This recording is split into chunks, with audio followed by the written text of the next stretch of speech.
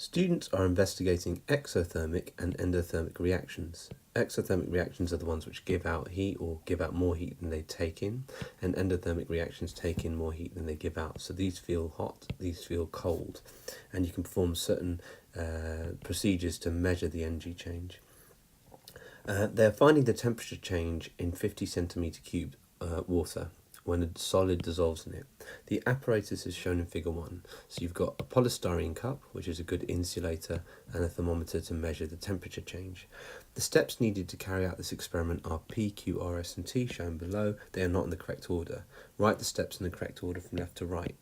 You could probably work this one out without too much help, but the first step is measure 50 centimetre cubed of water using a beaker. Then P, pour the 50 centimetre cube of water into the polystyrene cup, so now the liquid's in there. Then S, measure the initial temperature of the water using the thermometer. Q, then when you're ready, finally add in the solid that will start the reaction. And then T, measure the final temperature. The dissolving of this solid in water is an exothermic change, gives out heat, exo.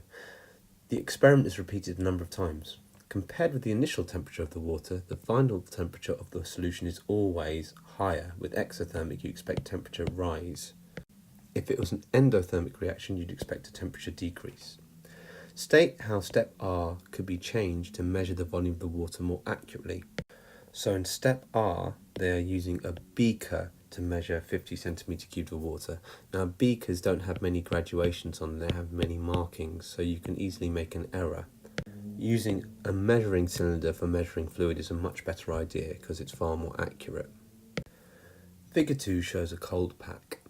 When the pack is squeezed hard, the inner bag bursts, then the pack goes cold. Explain why the pack goes cold. So if you just take a bit of time and examine what's happening here, when you squeeze it hard, the bag bursts, alright? So you have to give a reason for why it's going cold. Well, when the bag bursts, you can see there's a bag here, the water can suddenly mix with the solid part, and then it starts to go cold. So you can see, and once they mix, a chemical reaction happens, which basically takes in heat, an endothermic reaction. So that's why it gets cold.